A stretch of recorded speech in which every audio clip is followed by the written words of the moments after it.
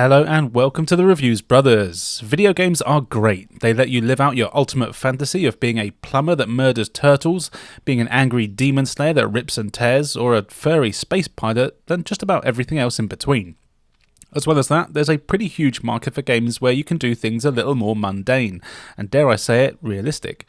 That's right, I'm talking about simulator games. So for this video, I've taken a look at a random selection of sim games that are all somehow way more addictive than you'd think. So, how about I shut up, you press that subscribe button, and we take a look at some games. First up is Bus Simulator 21 Next Stop. Yep, that's right, this game lets you live out your fantasy of being a bus driver and building your own bus network empire. At the start of the game, you create your character and have a bit of budget that you can spend on the handful of buses available. You choose what you want to start with, and then you're let out onto the streets to start your bus route. But as this is a simulator, you really have to do everything. You've got to manually turn on the engine, check all the lights are working both in and outside of the bus, and then get going. You start out with a simple route that is shown on your GPS. You just need to follow it closely, picking up and dropping off passengers when needed. But even this has a few steps. You need to stop within the designated area. Then you have a button to make your bus lower down, making it easier for passengers to get on and off. This isn't essential, but elderly people will complain sometimes. Some passengers will need to buy a ticket. If this is the case, you'll need to use the ticket machine to choose the correct one for them and then give them their change. Careful not to give them too much though. If you have a disabled passenger, you might need to get the ramp out for them so they can get on and off. Simple. But even as you're driving, there's a lot to watch out for. First of all is your driving. You need to make sure you don't crash, obviously, and you need to actually follow road rules. No speeding, no running red lights, and be sure to use your indicators when turning or stopping and pulling off. If you don't abide by these rules, then you'll get fined and penalised. The game can be played in first or third person, and you can actually just stop your shift and run around the map if you want to, and sometimes you actually need to. At the end of your shift, you're awarded money and XP. Of course, the fines etc. will affect these things, but levelling up will get you access to new buses that you can buy, the ability to upgrade your bus stations and hold more buses, and you can even upgrade the bus stops themselves to make them more luxurious for customers. More importantly, you can open up new bus routes as well. They become quite long and complex, and of course you can't possibly be driving all of the buses all of the time, so you'll need to do some management.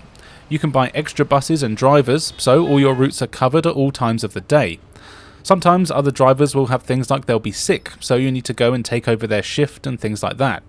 Also, when driving, you can go check passengers' tickets, as some try to sneak on without paying. Also, some customers have loud music and you'll have to ask them to turn it down, and some even miss their stop, so you'll need to pull over somewhere safe to let them off the bus. There's actually quite a lot to it, and honestly, I found this game really damn addictive.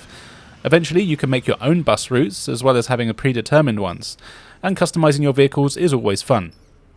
Now, I'm playing this on the PS5, but you can really tell it was made for the PC, something that's pretty apparent with all of these games really. You're given quests and goals, which earn you more XP, but navigating the menus, as well as the overly complex action menus for operating your vehicle, is clearly designed for a mouse and keyboard. You do get used to it, but honestly the UI here is pretty bad and convoluted. Graphics-wise, it's fine. It actually looks pretty damn good in places, but it's made in the Unreal Engine, and you can see that most of it is just stock assets. There's also a lot of texture pop-in, and the characters all look a bit weird. The controls are okay though. The buses can be tough, but I kind of think that's how they would be in real life, so it was to be expected. Overall, I actually quite like this game. I've been playing for about 4 or 5 hours so far, and I'm kind of looking forward to going back to it.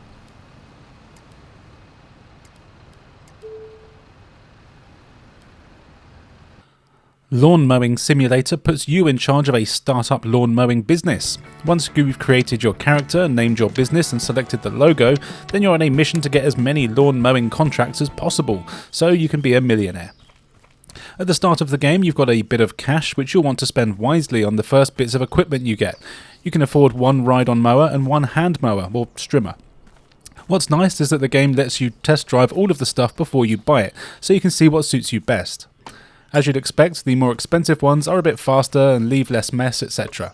To play it safe, and because I'm impatient, I went for the mid-range ones on both. Then you're given a handful of jobs to choose from. It won't surprise you to hear that your mission on every level is to cut the grass. Madness, I know. You start with some simple locations, basically people's houses, but as you play you'll unlock much grander mansions, sports fields and even theme parks and historical looking landmarks. Again, I'm playing this on the PS5 and the game is on PS Plus Premium, which includes all of the DLC, which is nice, so I get to cut grass in the Dino Park. But yes, back to the cutting. It's not as simple as you might think. Well, it kind of is, but there's a few steps you need to do before you get going. As it's a sim, you've got to do pretty much everything. To start, the game puts you in a first-person view and you get a few minutes to go around the location that you're going to be cutting, and doing this gives you an opportunity to take a look around and get an idea of the route you want to take. But more importantly, you've got a few minutes in which to clear the area from any objects that might be left in the grass. These could be large rocks, general rubbish, sticks, or sometimes even things like kids' toys that have been left out. You will want to clear these, partly as you get a bonus at the end of the job if you find them all before you start the job properly, but also if you run these things over with your mower, you'll do massive damage. Now, this part can actually be skipped entirely if you want, you just won't get the bonus at the end of the stage for it, and you can actually pick up the items as you're mowing, but again, you won't get a bonus if you don't find them all beforehand. Once all that nonsense is done, then it's time to hop on the mower. Here you need to prepare everything before going mow crazy. First, you need to turn the damn thing on by using the ignition. Then you need to engage the throttle, and depending on the mower you have a few different speeds to cycle through. Then you have to adjust the height of the blade.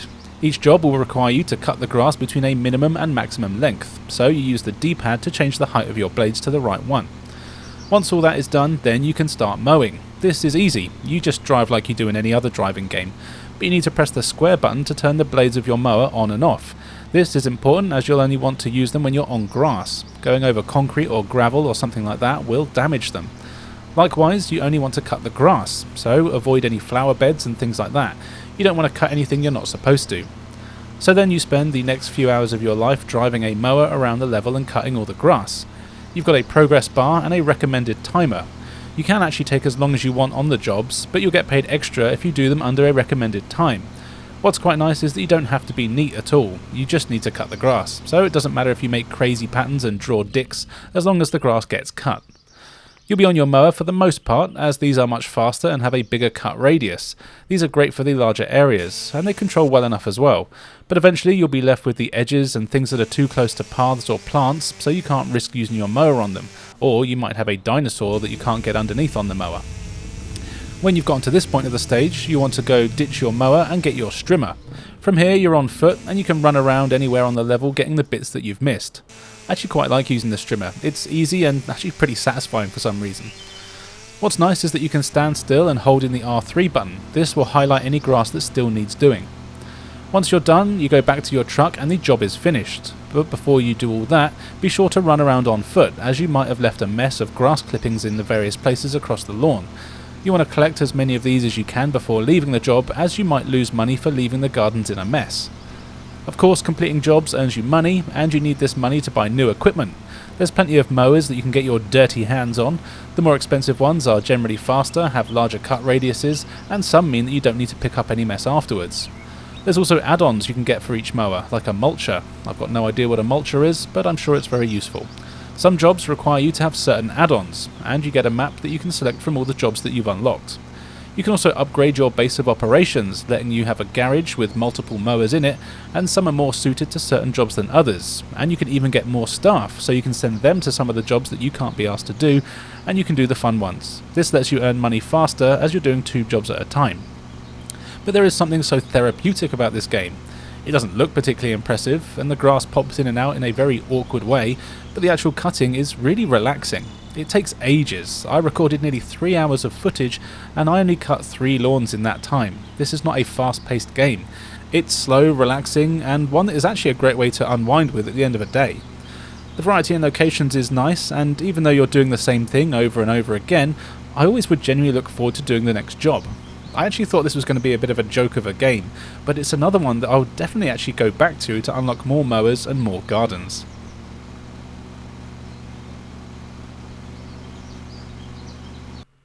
Time to uphold the law now with Police Brutality Simulator, also known as Police Simulator Patrol Officers, because that's its real name.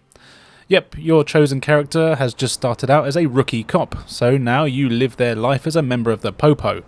Throughout the game you'll be taking on various cases that police deal with every day, and I presume this is the most accurate depiction of what it's really like. When you start the game, you're a rookie, so you don't have much. You've got your gun and badge, of course, and basically a book of tickets. So you spend the first couple of hours of the game literally walking the streets looking for where you can issue tickets. For the most part, this is on cars, so you have to scour the streets looking for parking violations. This could be people that have expired parking meters, or it could be people that have parked in the pavement, or are in taxi ranks, and that sort of thing. You'll also need to spot people jaywalking and dropping litter. If you do, you can issue them tickets, or if you're feeling kind, you can give them a verbal warning instead.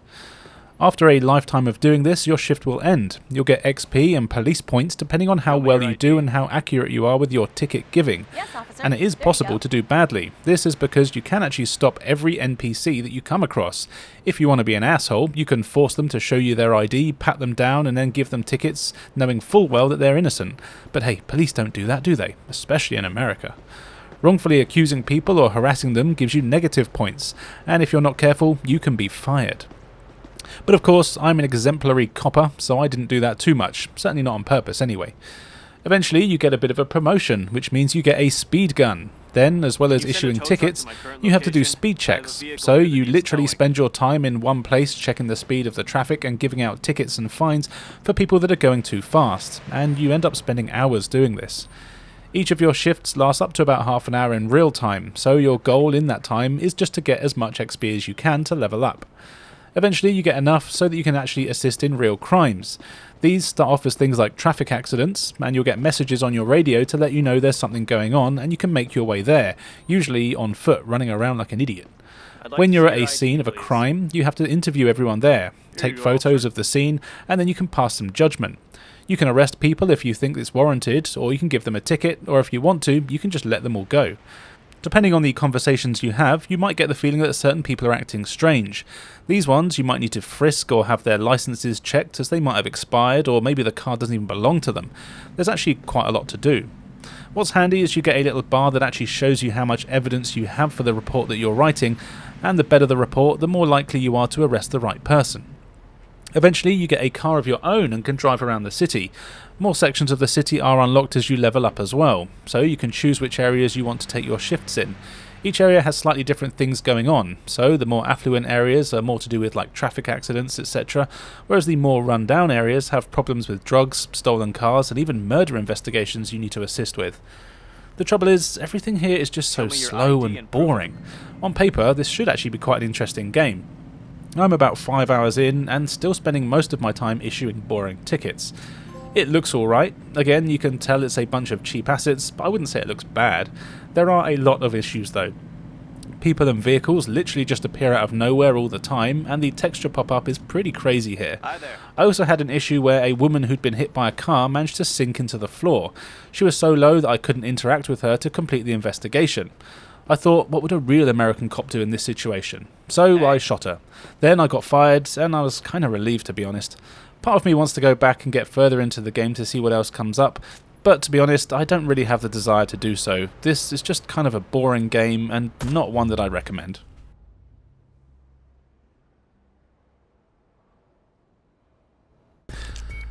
Next up is Surgeon Simulator. Now this is definitely not trying to be serious, but still it says simulator in the title, so it counts for this video. You guessed it, here you are a surgeon and you have to go save the lives of dozens of patients, but man, being a surgeon is tough. Who knew? In this game you'll be doing heart transplants, removing kidneys, pulling teeth, slicing eyeballs, and even doing a brain transplant. Now to be blunt, this is basically a puzzle time trial game and not a simulator like the other games we've seen. All you're told at the start of a level is what you need to do. For example, perform a heart transplant. Then you start the level and are just left to figure it all out. You have the patient on the table and there's a whole load of instruments for cutting, pulling, injecting, crushing, breaking, and so on. Then you need to just essentially experiment with everything there to see what works and what doesn't kill the patient. The patient will often have bones and organs exposed. These are usually in the way and need to be moved. Thankfully, you don't have to be careful, so if there's ribs blocking something, just get your hammer and smash them up. If there's organs, you need to cut them out, but doing this is very specific. Organs can only be cut in certain places. This takes a lot of trial and error to figure out. Usually there's some very subtle tells where you need to cut, like a slight change in colour. Sometimes there's clothes or things involved. These also need to be dealt with, so you might need to use the scissors to cut materials or hammers to break things that are in the way. But of course, cutting the wrong things will hurt the patient. They have a blood level, and if this reaches 0, they're dead. You are also timed, but this just affects the rank for your surgery and you don't ever run out of time. You also have a loss rate number. This starts at 0 and basically indicates how quickly your patient is losing blood. The more you stab and cut the patient in the wrong place, the quicker they'll lose blood and the faster they'll die. Makes sense.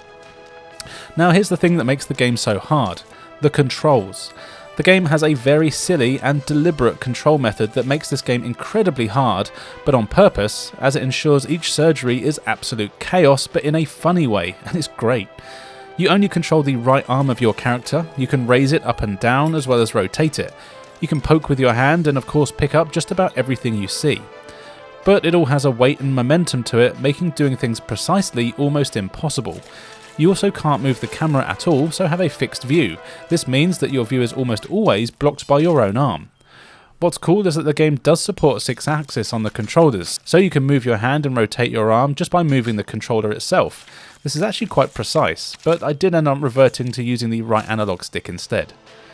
The game does also support the PlayStation camera, which apparently gives you some camera control, but I don't have one, so I couldn't try it. Actually, having said that, I do have the PS3 one. Does that work in the PS5? I should check that. But the game is really a physics-based one, and half of the fun is figuring out what you need to do, and the other half is actually trying to do the damn stuff. Now I will say that even though the controls are deliberately wonky, resulting in you getting covered in blood in a hilarious way, there were also times where it just didn't seem to quite work properly, and grabbing things is often quite hit and miss. Even picking up large objects can be a pain, and you have to just get it just right. I do think this could have been improved a little bit. You also have to be careful during surgery, as there's a syringe. If you accidentally stab yourself with it, you'll be drugged and the screen goes crazy. Basically, if you do that, you just gotta start again. As you progress, you get more complicated procedures and even have to complete some in the back of an ambulance as it's driving and bouncing around all over the place. I'll be honest, I'm terrible at this game and I haven't gotten that far. I've only just managed to complete 4 surgeries so far, and each one of them has taken me over an hour. They're really hard to figure out, but once you do figure out what to do, you can actually complete them in just a couple of minutes. And that's kind of the point. It's a time trial puzzle game, and even though I suck, I really enjoy playing this one. It's the perfect kind of silly, and it's great to play with when you've got friends around all trying to figure it out together. It's also got a cool synth soundtrack to listen to while you're playing. I've also seen this in VR as well, and I'm very tempted to give that a go, as I think it would be a lot of fun there.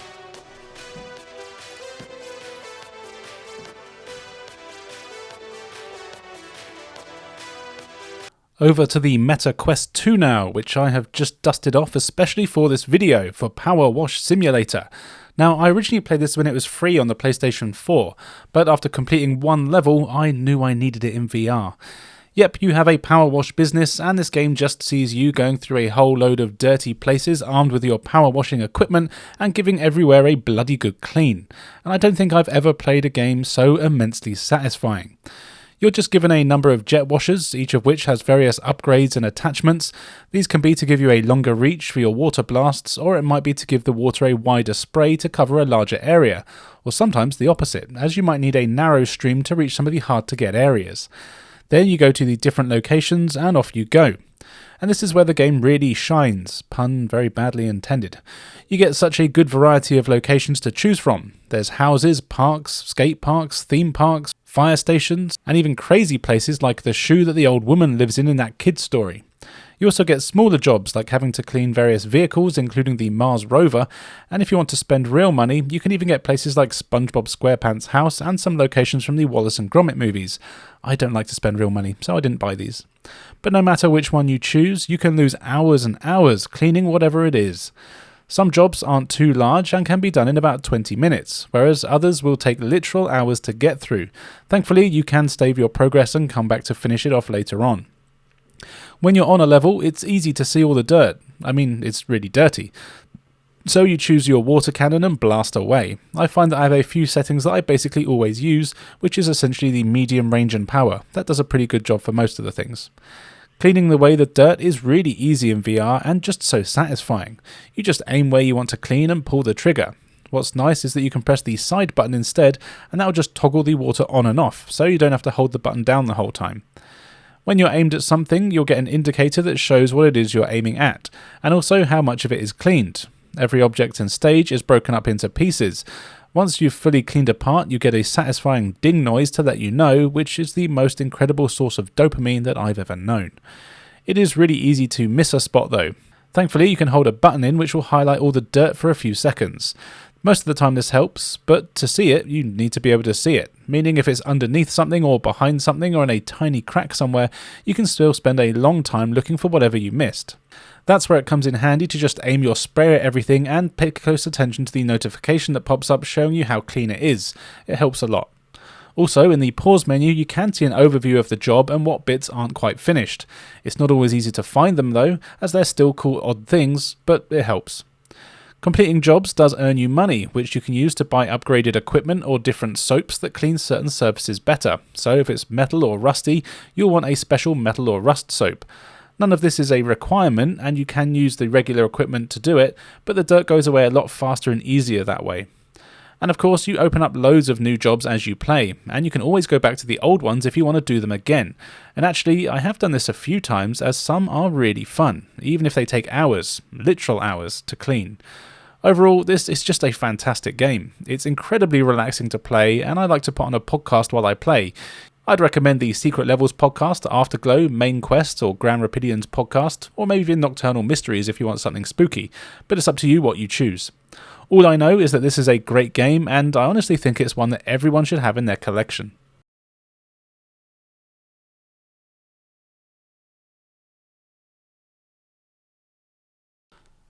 And finally for today, here is Supermarket Simulator. You start out with a tiny store, a cash register, and some empty shelves, and you'll never guess what your aim is. That's right, you'll need to fill those shelves with stock, adjust your prices to make sure you're making a profit, serve your customers, and eventually expand your store to make it a massive shop that sells everything and makes millions of pounds or krona or dong or whatever currency you want. And yep, doing this is very damn addictive. The gameplay loop here is kind of simple really. At the start of every day you go to your computer. Here you can order stock, so you order it in and it's immediately delivered to your front door. Then you want to arrange your shelves around the store to where you want them, and then you put the products where you've bought on the shelves. And you can do this as neatly as you want, or you can be crazy and just put random shit everywhere, though you can only have one product per shelf area, if you know what I mean. When you're ready, you open the store and customers will walk in throughout the day, and it's up to you to basically then do everything. You need to serve the customers. They'll need to pay. Some pay by card, others pay by cash. If they pay cash, you'll need to give them their change. But of course, as they're buying things, the shelves start to get bare. So you'll also need to make sure you've got enough spare stock so you can refill the shelves. Also, customers are dirty bastards and will make a mess. You need to clean this up. There's a lot to do, but you can do it. You can shut the shop whenever you want, though officially your timer stops around 9 o'clock. When you've shut the shop, that's when you want to do more ordering, cleaning, rearranging the shelves, and so on. Customers will give feedback while they're in the store, so they'll tell you if they can't find a product or if they had to wait ages to be served, that sort of thing. But somehow you'll find that you get really involved and attached to your store pretty damn quickly. This is a game that's hard to put down. As you play, you level up. This lets you expand your store to have more space, so you can end up with a huge shop. You can also purchase product licenses. This lets you sell new products. So by the end, you'll have loads of fresh fruit and veg, cleaning products, alcohol, meat, cereal, dairy, you name it, you can pretty much sell it. As you expand, you also get to hire staff, and this is when you really start to get into things. You can hire cashiers to look after the till and money, and you can also purchase extra tills. You can have as many tills and cashiers as you want, as long as they fit in the store. Then you get to unlock shelf stackers who will fill up the shelves for you, and even cleaners to do all the cleaning. Essentially, when you're big enough, you can just see the day-to-day operations of the supermarket while your staff do all the selling, cleaning and stocking up. Though you will still find yourself doing quite a bit of all of it, just because you want to. What's interesting is that you're not restricted to your store. In fact, you can buy a car and drive around the city. Here you'll find a wholesale market where you can buy products way cheaper than you find them on your computer shop. This is a much more manual process though, as you have to drive to the market, buy the things you want, load up your car, drive it back to your store, but you will save a lot of money. What's amazing is that quite quickly you'll really start to get way more invested in your supermarket than you thought you ever would, and suddenly 5 hours have gone by in one night. You'll be constantly checking prices and profits to make sure your shelves are always fully stocked. The game doesn't look particularly impressive, but you'll soon ignore this as you'll be totally engrossed in the gameplay. I'm playing it on my Steam Deck here, and I will say that I had to drop the graphics down a bit because the frame rate can go a bit crazy, and especially when you've got a lot of stock out and your store gets pretty big. And yes, I may have gone into the config file and given myself a load of money, but trust me, that doesn't make the game any less enjoyable. If you're the kind of player that likes to grind and likes to have just 1 or 2 games on the go at a time, then this is one that you should definitely not overlook.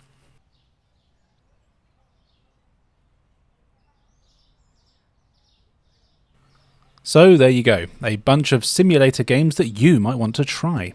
I'll be honest, I thought this was going to be a bit of a crappy topic, but actually most of these games are a lot more fun than I thought, and I will genuinely be going back to most of them just to see how much of an empire I can build in them. There are a lot more out there, and yes, I do own Goat Simulator, so if I do a part 2, that'll be in there. But what other simulator games should I try? Turns out I'm quite a big fan of the genre, so be sure to let me know in the comments below. And now, all that's left for me to say is thank you for joining me, and I'll see you next time.